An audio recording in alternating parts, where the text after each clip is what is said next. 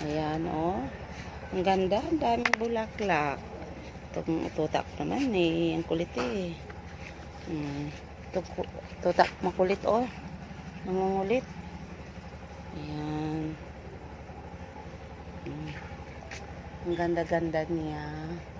Ang ganda-ganda.